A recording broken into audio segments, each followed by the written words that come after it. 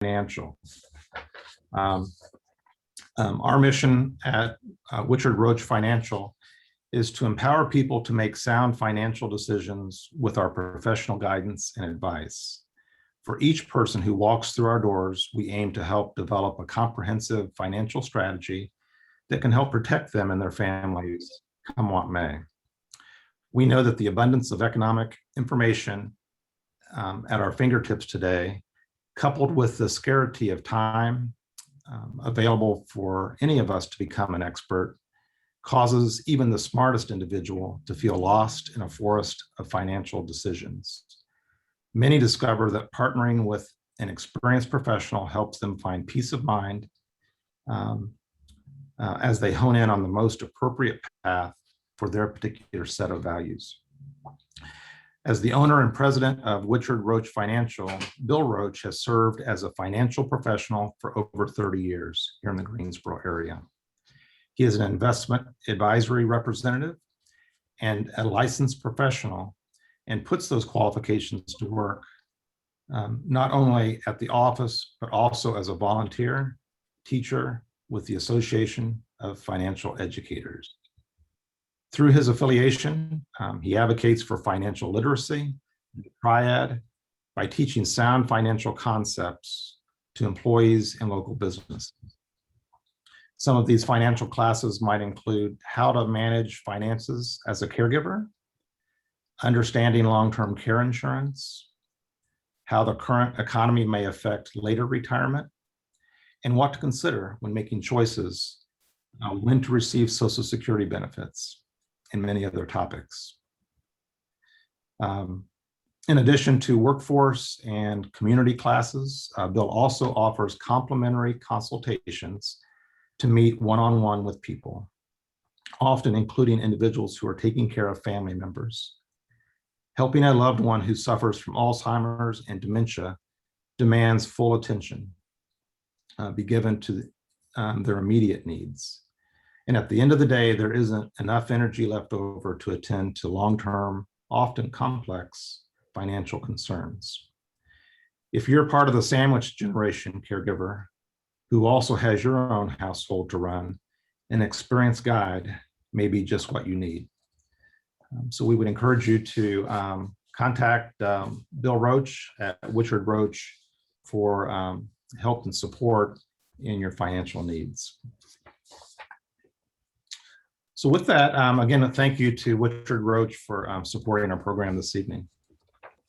So let's jump into our program this evening. The topic is managing behaviors of Alzheimer's and other age-related dementias.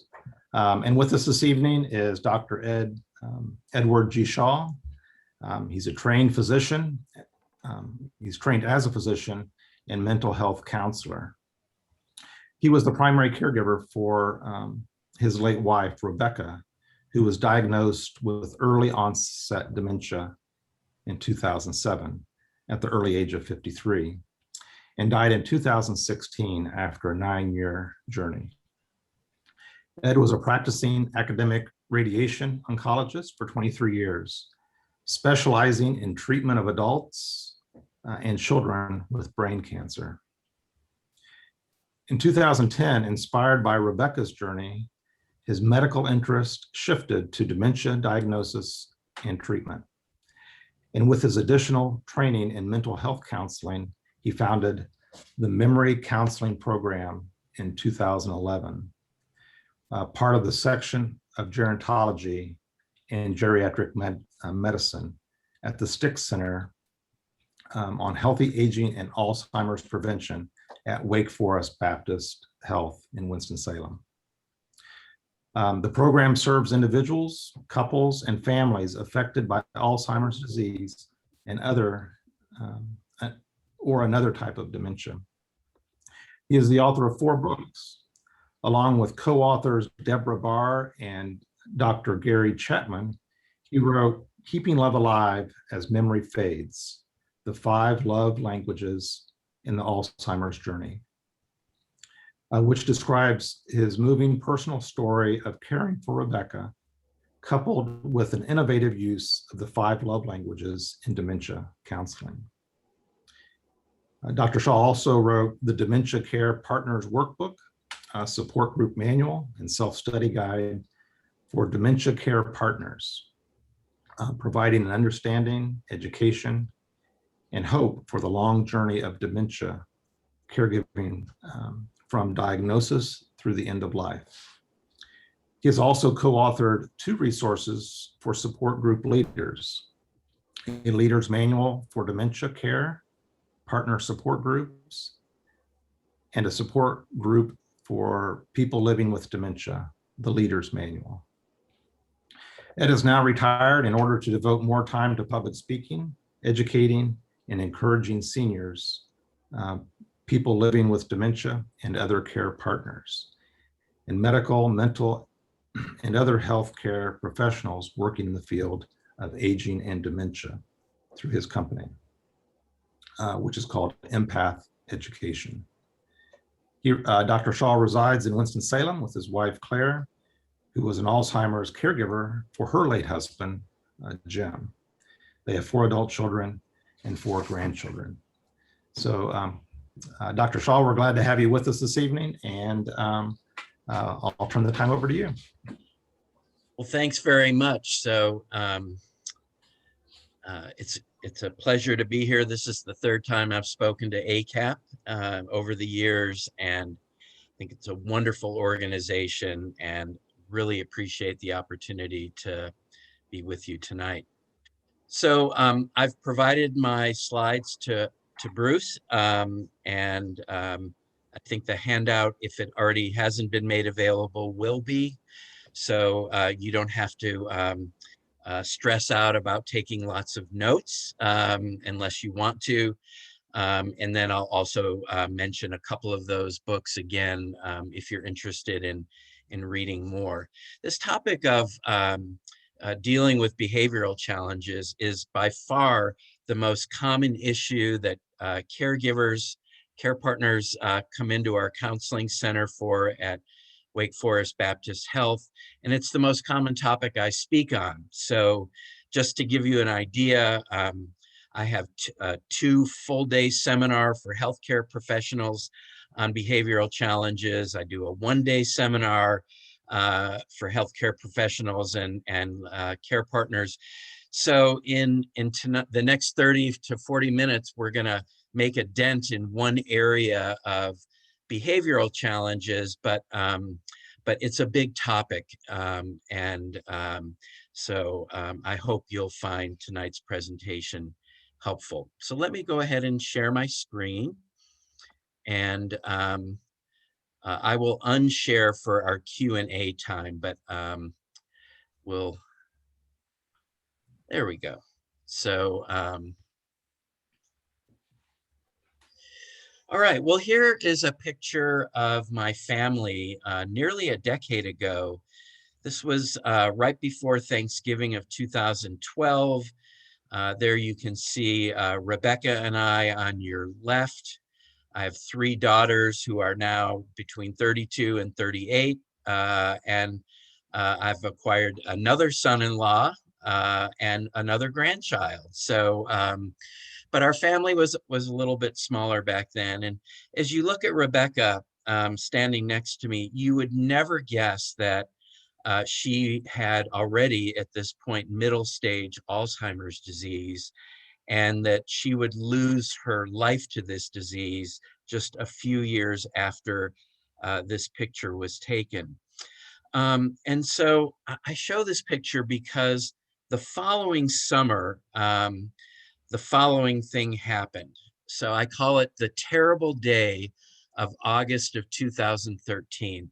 And I think for me as a caregiver and as a husband, this was the worst day of the journey, even harder in some ways than when she lost her life to the disease a couple of years after this. And so we were sitting on our back porch, and like we did every morning, and I brought coffee to her, and just the way she was sitting down, the sun was shining through her hair. She didn't have a gray hair on her head through her whole journey with Alzheimer's disease. And I looked at her hair and I looked at her and I said, "Sweetie, your hair just looks beautiful this morning." And she looked at me and she had this really blank look on her face. And she said, "I have no idea who you are." Now, the night before, she knew me and we talked about our kids, and something happened overnight. I still don't understand it. I've spent my whole career studying the human brain, and I still don't understand what happened. She lost us. She lost recognition of me. At that point, we had been married 33 years. We had been together 36 years, and our kids were all in their 20s. Not only did she forget all of us, but she didn't remember that she was married, that she had a master's degree in speech pathology, and had worked for years helping people who had speech and language issues. She lost a lot. And the other thing that happened was the behavior challenges started, and it coincided with that terrible day. And she became agitated and she became aggressive. She was a really mild-mannered, gentle person and became very aggressive. She became paranoid. She would try and escape from the home saying, "I want to go home. I want to go home." She would wander from the home. There was a couple times she got out and we didn't know where she was. She would resist care because she didn't recognize me as her husband. I was the guy that helped her get dressed in the morning, helped her bathe and shower. She didn't want a strange man helping her do that. She became intermittently so depressed that she would curl up in bed and cry. And we had terrible challenges with sundowning. So what happened? Like I said, I still don't really completely understand it. But having by this point been through graduate school and gotten a master's degree in mental health counseling and doing a very different kind of coursework than I had in medical school, I recognized what happened to Rebecca was that she became unattached. And so the word attachment has a certain meaning in the field of mental health and psychology. And that's what I want to talk about, because I actually feel, now having counseled, really several thousand caregivers of people with different kinds of dementia, that attachment loss is the root of the majority of behavior challenges that we see in people living with dementia. So what do we call all these behaviors like the ones Rebecca had? So we call them, oh, that person's behaving badly, or they're having behavior problems, or in a medical setting, we make them sound really pathological. We call them the neuropsychiatric symptoms of dementia. And my question is that really sort of the best way to think about these issues? Now, they are challenging issues. They make care partners tear their hair out in a residential care setting. So I don't use the word facility, by the way. I use the phrase residential care. So in memory care or assisted living, often it's these behavioral issues that send people to the emergency room. And what usually happens there is maybe people get admitted, maybe they don't, but they wind up getting medications to treat the behavior rather than thinking about non-medication management strategies. And I have to say that having been through mental health training, after having been through medical training, I was much less likely to use medication interventions in people and rather tried to favor non-medication approaches. So let's think about, the phraseology of bad behaviors, behavior problems, or neuropsychiatric symptoms. So I'm going to give you 3 questions to make you think about whether these phrases are appropriate. If a stranger tried to take your clothes off, would you try to stop him or her from doing it? So my guess is that the majority of you would say, yes, I would stop them from taking my clothes off. If you're a person living with dementia, we would call that resisting care. Have you ever screamed or yelled or moaned loudly when you were upset or in pain or in some other kind of distress, maybe emotional distress? And again, most of us would answer yes to that question. But if we were a person living with dementia, we might say, oh, well, they're being agitated or anxious or aggressive. And so I have a dozen of these questions, but I just sort of picked 3 for tonight. If you are confined somewhere against your will, would you try and find your way out? Would you try and escape? So, of course, the answer most of us would say is yes. But in a healthcare setting, like a residential care setting, we would call that wandering. So if you answered yes to 1 or more of those questions, you probably answered yes to all 3, and you are a person living with dementia, you'd be labeled as having bad behavior or having a behavior problem or a neuropsychiatric symptom.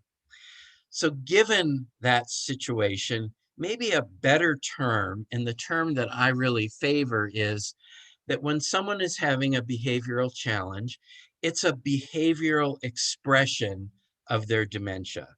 And the real question is, why are they having that particular behavioral expression? Because what we tend to do is, like with medication, we medicate the behavior away, but it doesn't change what the underlying issue is. And so that creates all sorts of problems. So let's talk about why people who are living with dementia. You'll notice I never say dementia patient. I always say the person living with dementia, why it is that they have behavioral expressions.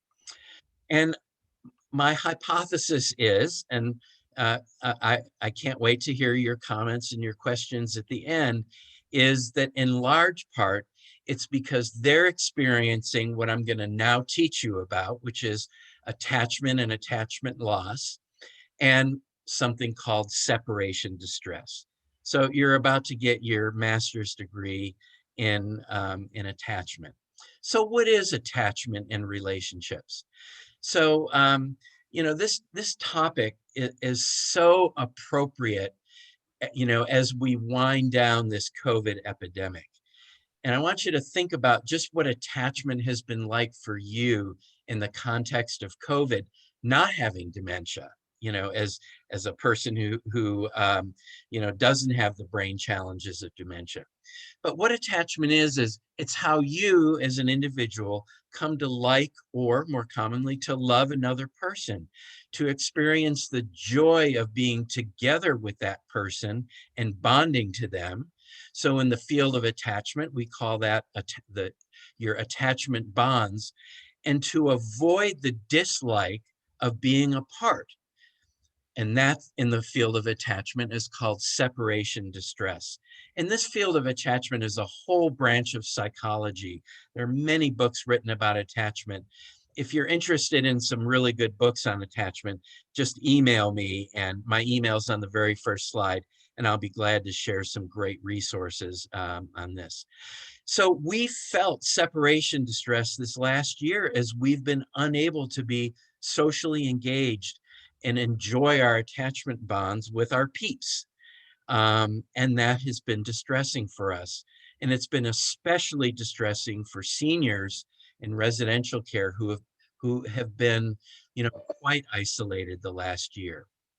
So what attachment theory says is that we begin to form attachment bonds at birth. Some people say we experience attachment bonds even before birth with our mother. But once we're born, you can see this mother holding her infant child, and that infant, and it's been shown in research studies, that infant attaches to its parental figures, usually mother first, and then parents, and then siblings, and so forth, because in that person, that helpless infant seeks nourishment, comfort, safety, and security. And so what I want you to do is to think about, for your mom or your dad, or maybe a sibling, or maybe a spouse. I don't know what the relationship is for all of you who are on the webinar tonight, what your relationship is with the person with dementia. But think about how maybe their attachment bonds have been affected by their disease, and how you've seen some of the separation distress that I'll describe in just a sec. So in attachment theory, we talk about children who are securely attached, who have formed loving attachment bonds to the people in their life. And these children, they're able to interact with strangers and not feel threatened. They can be separated from their parents without feeling anxious. They can explore new situations without being fearful. They can be confident in who they are and have positive self-esteem. And they form growing and branching social connections over their lifetime, starting early in childhood with their parents and their brothers and sisters, their extended family and their friends, and then in young adulthood, co-workers.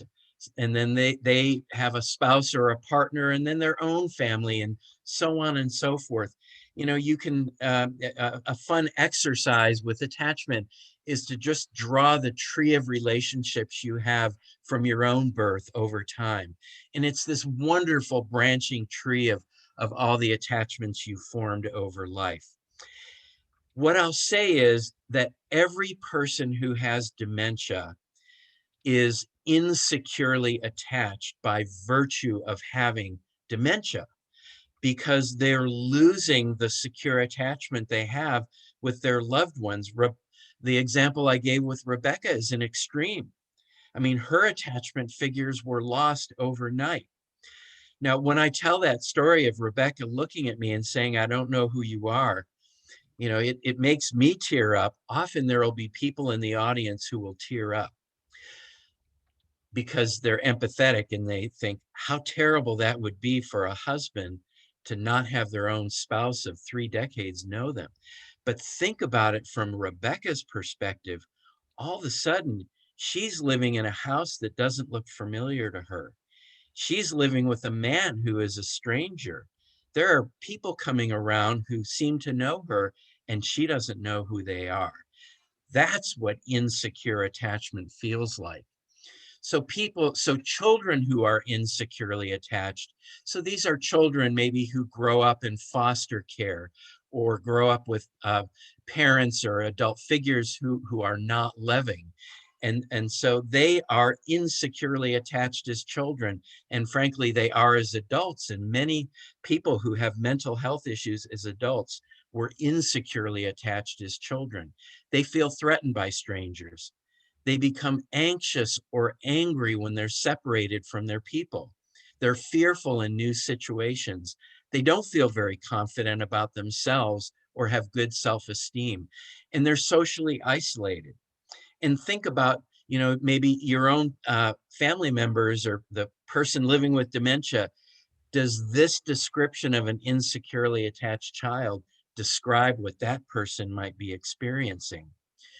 So when my kids were little, and there were things called department stores that we used to go to on a regular basis, you know, before Amazon and the like, you know, they used to love running around and they would hide in the clothing racks.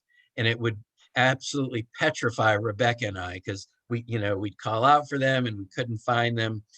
And so when a child and a parent become separated, they both exhibit behaviors of separation distress.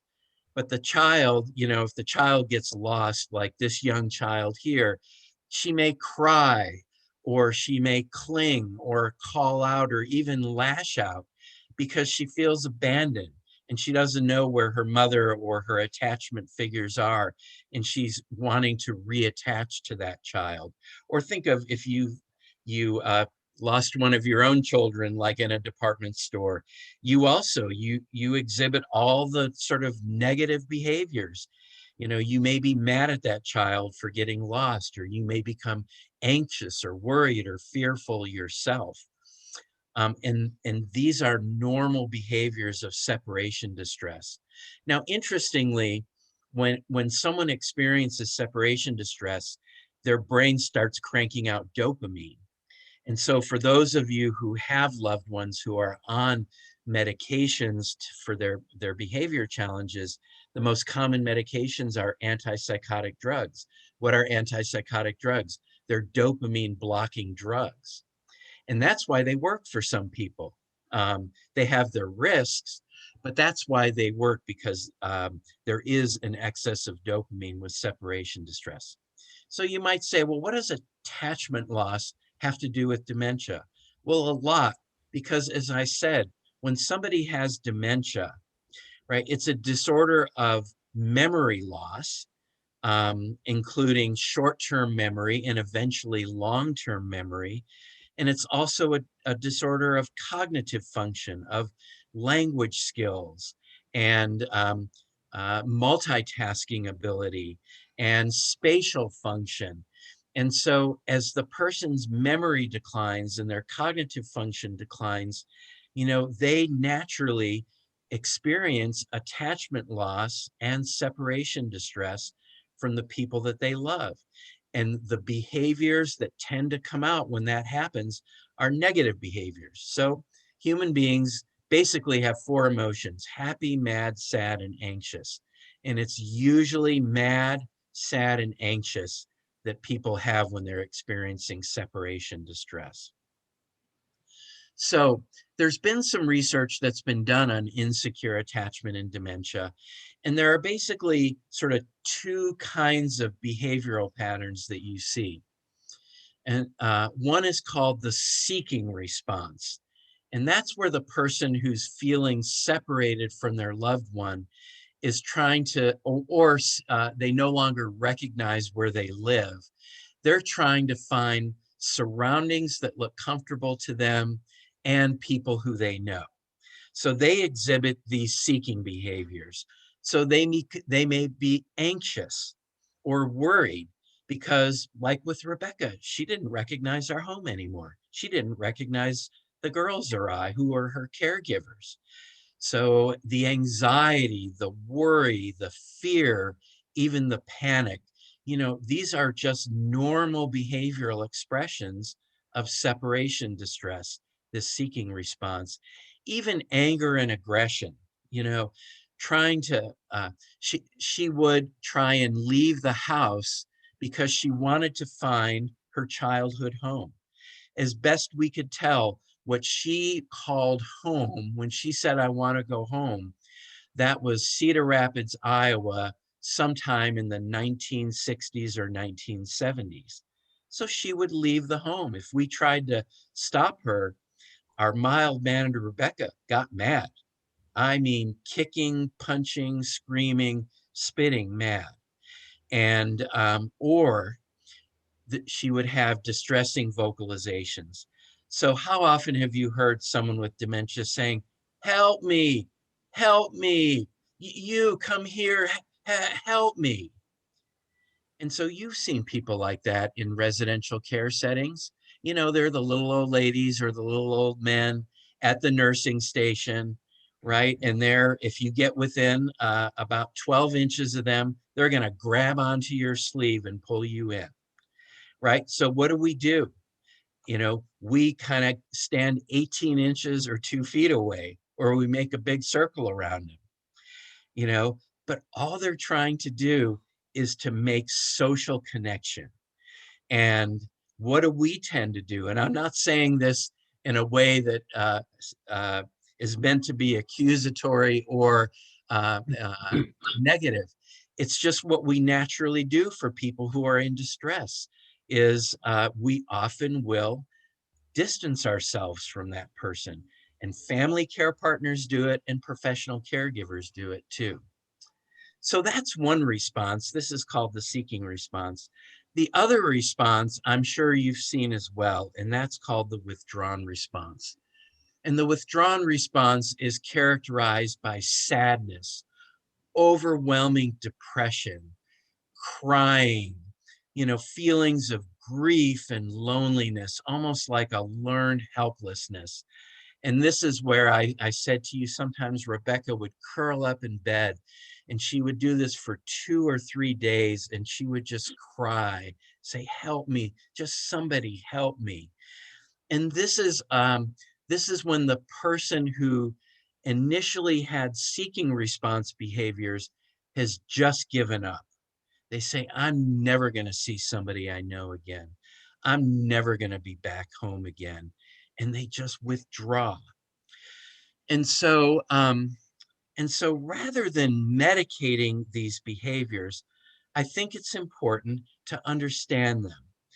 And so what happens typically when people exhibit these behavioral expressions of separation distress is that we tend to distance ourselves when in reality it's opposite of what that person needs. Or what tends to happen in most medical settings is the person gets medication, and there's anti this and there's anti that.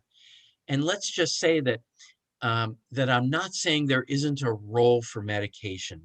Some medications can be very helpful, but the most common drugs, the ones listed on top, the antipsychotic drugs, have about a 1 or 2% death rate associated with them and significant side effects. And so I think it's always important to brainstorm, what's going on with the person?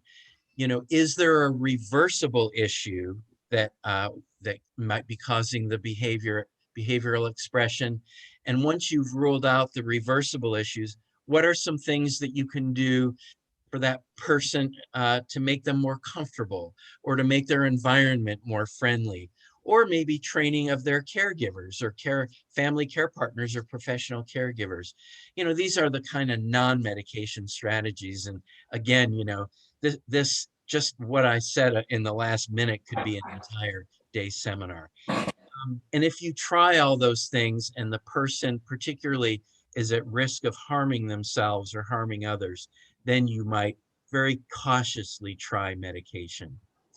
So I'm going to talk about 2 strategies tonight fairly quickly, and then of the different strategies that I've written about. And if you want to read more, I'll give you some resources to do that. So I think the most important strategy is the strategy of patience.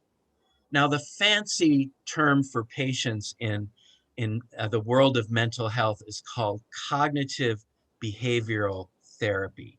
So what is that fancy term, cognitive behavioral therapy?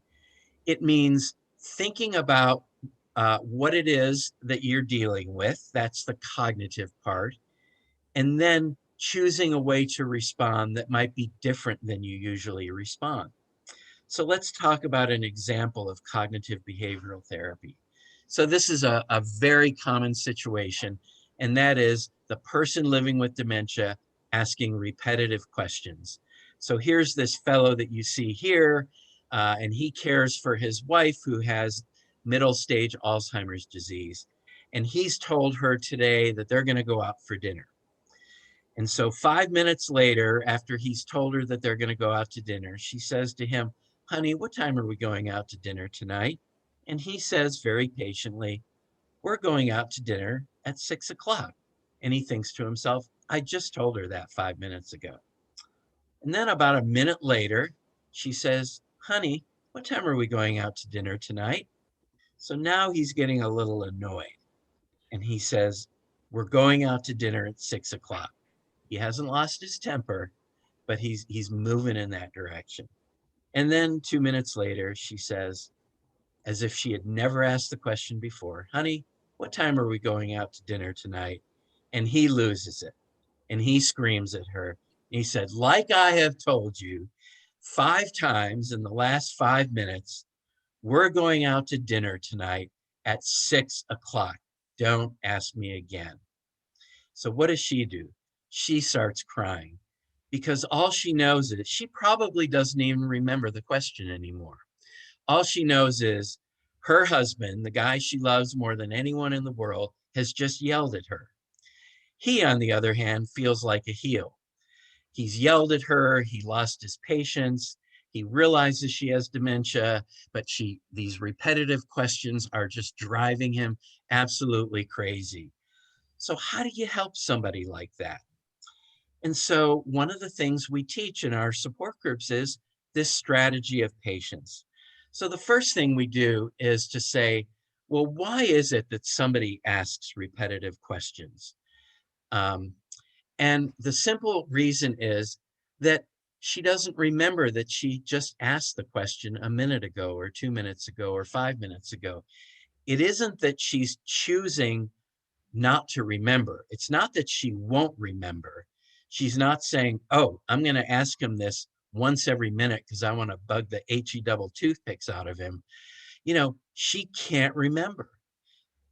Alzheimer's disease is a disease of the hippocampus. The hippocampus is the part of your brain in your temporal lobes underneath your temples where you remember stuff. And if your temporal lobes, your hippocampuses have shrunk away, if they're literally gone or shriveled up from what used to be something as big as a walnut to now something as big as a pea, it isn't that she's choosing not to remember. She doesn't have the ability to do that. It's like if you were right-handed and you had your right hand chopped off and somebody said, sign your name. You couldn't do it. You don't have a hand and fingers to do it anymore. And so that's kind of what we teach, is that the brain, that every part of the brain has different functions. And when a person with dementia loses a function, they're not choosing to not, be able to use that knife and fork, or wipe themselves after they go to the bathroom, or to, cook something in the microwave or whatever. It's they have lost the ability to do it. And so that helps to understand when she has asked this fellow a question, a half a dozen times in 5 minutes. He can now say to himself, he can do the cognitive part and say, she keeps asking me this question because her temporal lobes are all shrunk up and she doesn't remember that she just asked it. So I can choose to answer the question as if it were a brand new question each time. Or we'll say, you don't have to sit there and answer the question 20 times in a row. You could say, honey, I'm going to go to the kitchen and get a glass of ice water. I'll be right back. If he's getting frustrated, you can teach him to just remove himself from the situation. But this is the notion of patience. And it's just the sort of global cognitive behavioral strategy of saying the reason they're doing this or not doing this or saying this or not saying this is because they can't. And how can I respond given that situation? So patience is easier said than done. It's not that she won't remember, she can't. We say in any situation, stay calm, keep the drama level down, don't lose your patience or your temper, and don't take what the person has said or not said or done or not done personally. Another common thing that we hear in the counseling center is, I do so much for him or her and I never get a thank you. Just day after day, I do this and I do that. And it's like, I don't get any, sense that it even matters to them, no gratitude or appreciation. Well, I have to say that gratitude and appreciation requires insight. It's a complicated emotion, and people who have dementia don't have the ability to have complicated emotions like gratitude. And so you can't really take it personally that they don't say thank you to you. So you have this battle in your mind, and you choose kind of the route of, if I put it in sort of faith nomenclature, you choose to give grace and be merciful because it brings understanding and empathy. It will help you to be a more empathetic caregiver. And to remember, this is a lesson my middle daughter taught me one night when I lost my temper with Rebecca and I was not as kind as I could or should have been. Dad, you can only do the best you can do in a given situation, and you can't do better than that. And you're only human, and we as care partners have the ability to learn and do better next time, and that learning ability is lost in our loved ones. So the second strategy is what I call the AAR strategy. It stands for acknowledge, affirm, and redirect. So here's a scenario. This is from a care partner that I counseled for many years. And this is a true story. And so this is what happened to her. She and her husband got married right out of high school. They were 18 and 19. They had been married 61 or 62 years. And they had a great marriage. They had been faithful to each other in their marriage. But the fellow had Alzheimer's disease, and he had the delusion of paranoia. And the most common paranoid delusions people with dementia have is the delusion of people taking money from them or stealing things from them or hiding things from them, and the delusion of infidelity. So they were walking through the grocery store, and a man passed them in the aisle who was about this woman's, the age of this woman's husband. And the man says to his wife, so again, the man is the one with dementia, "Who is that man that just walked by?" And the wife says, "Well, honey, I don't know. I've never seen him before." And then he says, "You know, it sure seems like you knew him to me." And now he's getting, you can tell his dander's getting up a little bit. And his wife says, "Honey, he's a perfect stranger. I never have seen him in my life." Now, this is not exactly what he said, but this is the more socially acceptable version. He screams out, "You're sleeping with him, aren't you?" And then he referred to her using a descriptor that was very unkind about women who are unfaithful. And she absolutely lost it. She was devastated by the accusation of infidelity, and particularly that he made this public accusation. And she yelled back at him, "Why, of course not. How dare you?" And she stormed out of the grocery store crying and left him standing in the aisle. So when I saw her for counseling the following week, I mean, I walked in the door to the counseling room. The door was probably open about 3 inches, and she burst into tears. She was just devastated by this interaction. So one of the things I regret that we can't be together in person is to just now I would stop and brainstorm with all of you. Well, how would you handle this? You know, this is a really difficult situation. And how many times have you had a situation where something has happened like this and you have no idea what to say or what to do? I mean, this happens all the time. And so this is really why I developed this strategy called Acknowledge, Affirm, and Redirect. It's a attachment-based strategy that you can use in almost any difficult situation that you encounter in a loved one with dementia, or if you're a healthcare professional in a person living with dementia who you're caring for, either at home or in residential care. So it's called Acknowledge, Affirm, and Redirect. And so we know that people who have dementia um, uh, have paranoia, and it's from the damage to the front lobes of their brain, which are just the lobes of your brain under your forehead in the front of your head. And so in the Acknowledge and Affirm and Redirect strategy, the first thing that you do in that situation is, so you would not remove yourself. You would try and respond in a way that kept the drama level down. You would remember that same principle of not taking what the person said personally, but you would acknowledge what they said. Often when somebody is paranoid, or if somebody with dementia is hallucinating, they're seeing things that aren't there, hearing things that aren't there. It's really frightening. And people don't know how to respond. And they particularly don't want to enter into the delusion or the hallucination. They think that's the last thing I should do. But actually, uh, if you believe that most delusions and hallucinations occur because of separation distress, of attachment loss, and that's the issue here is that man, even though they'd been married for a long time, she had started to get more unfamiliar to him. And he wasn't exactly sure if she was his wife. And so he questioned this woman's fidelity to him. And so, so the acknowledging is to acknowledge what the person has said or done. So her response would be, "Why, honey, did I hear you say that you think I knew that man who walked by?"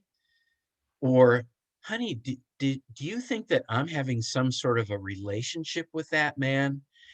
And so you're acknowledging in a calm way what the person has said. Because what you're trying to now do is you're trying to attach to that person and get them to attach to you. Because in the moment, they're feeling unattached. And then you would do an affirmation. So instead of storming out out of the store, she might say to him, "Honey, let's go sit down in those chairs they always have at the front of the grocery store. Let's just sit down for a minute and talk about this." So they go and they sit down. Now, the sitting down is really important. So I have a whole hour that I teach on mindfulness and the importance of mindfulness-based practice in managing behavior challenges. So one of the core things about being mindful is you sit down while you do it. Because what do you notice when people with dementia are agitated or aggressive or upset? They're pacing, they're up and they're around. So that naturally makes a person feel unattached. So you have the person sit down. So she would sit with him. And maybe she would use one of the love languages like physical touch. And she would hold his hand and she would say, "Well, honey, I heard you say that you thought I knew that man, or maybe I was having a relationship, but you're my one and only. You and I have been married for 60 years. You see that ring on your finger? I gave that to you. And you see the ring on my finger, you gave that to me." And so this is the affirmation. You're affirming the most important attachment bond the two of them have in their relationship. But this could be you with your mom or your dad. Maybe they got angry at you for something in the store, and you would say, uh, you know, Dad, you've been such a great dad. I know you're angry with me and uh, about whatever it was, but you're a great dad. And so let's just kind of sit here together for a few minutes and kind of chill. And so that's the affirmation. And then the last thing is to direct or redirect what happens next. Once you've acknowledged and you've affirmed and kind of the situation has diffused a little bit, she might say to him, "Why don't we go to the next aisle over and get some of that chocolate chip ice cream that we love, that Breyer's ice cream. And tonight we're going to have a movie date." And so that directing the behavior is sort of getting his mind off his paranoid delusion again, in a way that kind of reattaches. So, that acknowledge, affirm, and redirect, it helps in most any situation you could encounter. Doesn't always work. And it's a skill that you develop over time. But the principles are the same really as patience. It's easier said than done, but you get better with practice. They're not responding the way they do. He's not accusing her of infidelity on purpose. It's just he's having some attachment issues. But stay calm, keep the drama level down, don't take it personally, and then think about what's going on. And you could say, "Oh, yes, well, I learned in one of my ACAP seminars that people who have dementia, 60 to 80% have delusions and hallucinations. People with Lewy body dementia, 100% of them have delusions and hallucinations." So this is just part of what happens with mom or dad's dementia. So now I just need to think, what's the best way for me to respond? A common situation I get from adult children is their mom or their dad will talk to their grandmother or grandfather. So their own mother will be talking to, say, her mother or her father.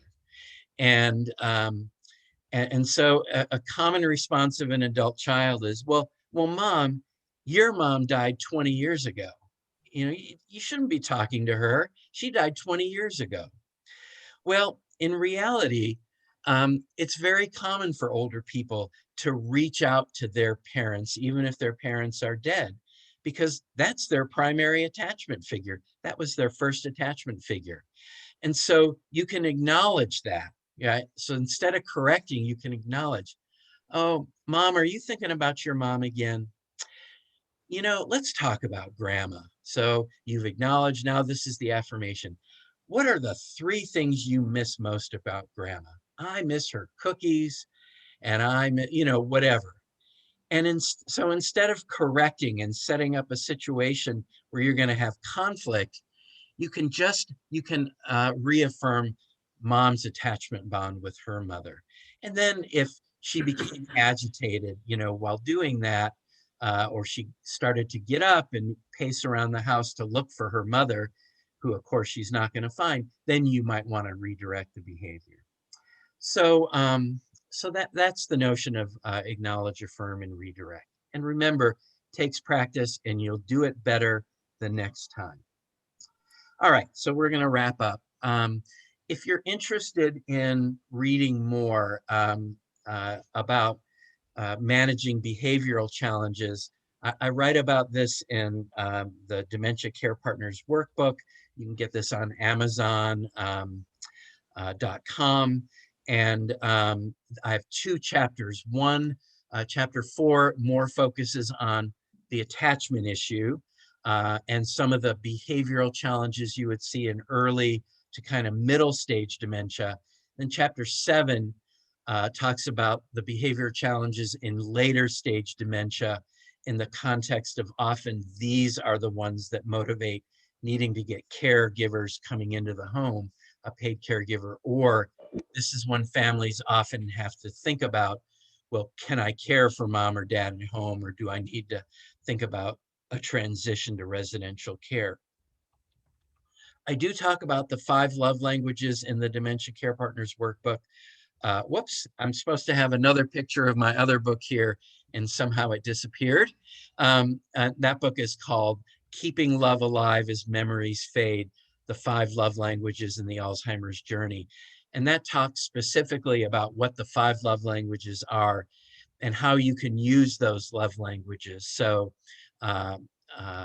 words of affirmation, physical touch, acts of service, and the others as a way of reaching the person who has dementia and strengthening those attachment bonds and emotional bonds. Whoops, and I don't know why. And if you want to, so I've lost for some reason in the transition, I've lost some of my graphics. If you're interested in hearing my day training on this, I'll give this resource to Bruce and he can send it out. I do a day training on behavioral challenges for mental health and medical health professionals. So it's a 6-hour training, goes through a lot of information in much more detail, but it's $200. So, which goes to the company called Pessy.com, of which I get a small royalty. But if you really want to dig in, go to Pessy.com and put my name in, and you'll see I have 2 different day trainings. The one called Root Causes is the more current one. So with that, I'll say thanks for your attention. I hope you found this information helpful, and I would be glad to answer any questions that you might have. Yep. So, Dr. Shaw, we have a question. Does it matter if the affirmation is sincere? Does it matter if the affirmation is sincere? So, well, I think probably sincerity is a sincere affirmation would be the most helpful. But I will say that sometimes one has to use, I call them fiblets. So these are situations where you have to stretch the truth in order to help calm a situation. So an example would be if a person with dementia had the delusion that, let's say, one of their spouse was still alive, but their spouse had died, or their parents were still alive, but their parents had died, but they were agitated to the point of saying, oh, well, I know he or she is in the next room, so just take me to the next room, or take me here, or take me there.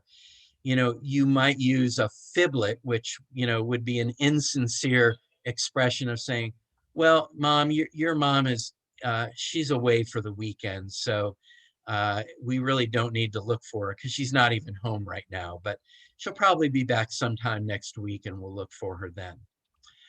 And I think when it's a professional caregiver, so like in the situation of residential care during COVID, where family members couldn't be there, I think it's harder for a professional caregiver. They can be empathetic and compassionate, but being comforted by a stranger or somebody that you just see, several times a week is different than being comforted by a family member who you know and who loves you. It's a different kind of response. So I think sincerity is helpful.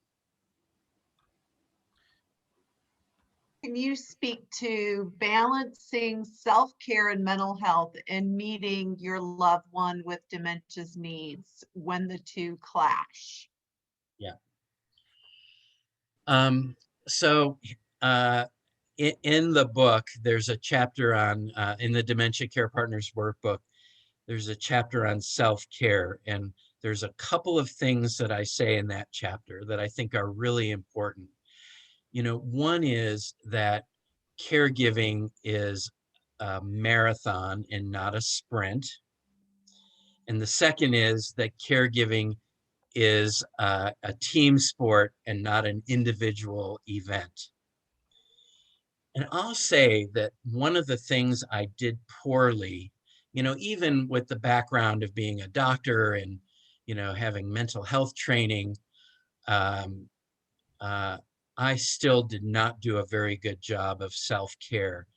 And this really frustrated my adult daughters, such that there was a point where they kind of sat me down one day and they said, all right, you're going to sit down and you're going to shut up and you're going to listen to your daughters.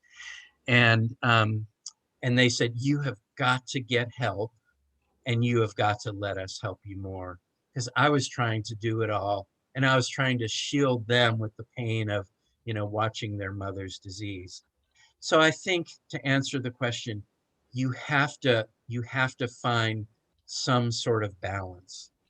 So I think if an adult child is doing active caregiving, most adult children are doing caregiving somewhere in the range of 10 to 60 hours a week. That's a lot of time. You have to have some time off for yourself. So at least a couple afternoons a week if you're doing more full-time caregiving, and at least once a month, you have to just not be involved in caregiving for 2 days and 1 night or 3 days and 2 nights. You just have to get away for a chunk. And so Bruce runs the Griswold Home Care in Greensboro. Our family was the first client of Griswold Home Care in Winston-Salem. And so we brought paid caregivers on board, and it was just immensely helpful.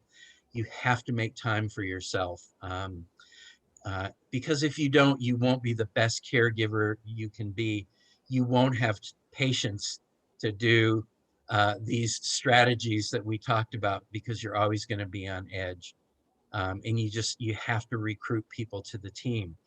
And I say in the book, you have to be really directive about it, because people will say to you, oh, well, let me know if I can help out, just give me a call, but that's not so helpful. So you have to tell people what you need. I need you to come mow my lawn. If you could do it once a month, I can recruit 3 other people and then I don't have to worry about my lawn anymore. You really, if you're the team captain for your parents' team or whoever you're caring for, you have to be pretty directive in what you need. And if you can't meet those needs with family and friends, then you need to have help, or you have to consider the transition to residential care. So. Can you restate some of the resources locally in the triad for support groups for family members? I know you're retired from that piece of it at this Yes. point, but if you will share some of that again, please. Sure. So in Winston-Salem, you can call Senior Services, and they keep an active list of resources. Teresa, do you want to talk about the Area Agency on Aging? Yes, we have some support groups listed on our website, ptrc.org, and check the caregiving tab. And then we also have a directory of services. So our key agencies in each of our 12 counties can be contacted for additional information. We're in the process of updating our entire list for the support groups. Some of them are just general support groups and some are specific to dementia and disease specific for some other needs as well. Thank you. You can go to the Alzheimer's Association website, which is alz.org, and they have support groups in many communities. There's an organization, Teresa, it's the one based in New York City. Oh, now I can't remember. But also Dementia Alliance of North Carolina, and Duke Family Support Program as well. They all are operating virtual support groups. And so this is the perfect time to find a group that will fit for you and your schedule. The memory counseling program. So I retired from it last year. I'm unretired right now because I'm helping out for the summer, but that program, if you email me, I can get you connected to that. And we offer support groups. Right now, they're still virtual, but there'll be live support groups. And again, I can provide you information about that if you're in the triad and are accessible. So, and then the other good place, at least in Winston and Greensboro, is the Shepherd Center. They have lots of resources for seniors and people living with dementia. The Shepherd Center, they don't have support groups specific for people with dementia, but they do caregiver training using a sort of an established curriculum for caregivers of different types. So we're really blessed in the triad. We have so many good resources. Dr. Shaw, thank you. I was going to say, sign up for a Powerful Tools for Caregivers class, of which we have some folks on the show tonight who have joined your presentation, Dr. Shaw. So we're glad to have that. And then I can always provide some additional resources. Yeah, I was trying to think, Powerful Tools is what the Shepherd Center of Winston-Salem coordinates the Powerful Tools training. It's a great training too. So, yeah. And I know some of our ACAP leadership team members are on the call tonight. If there's any of you that know of some other programs, feel free to go ahead and shout those out and as resources. You know, Alexis was on the line.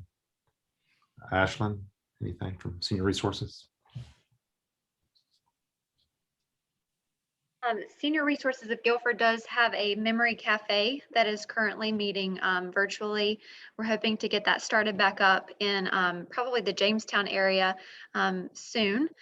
And the memory cafe is a gathering place for individuals with Alzheimer's and other forms of dementia to come with their caregiver. And we have different activities for them to participate in.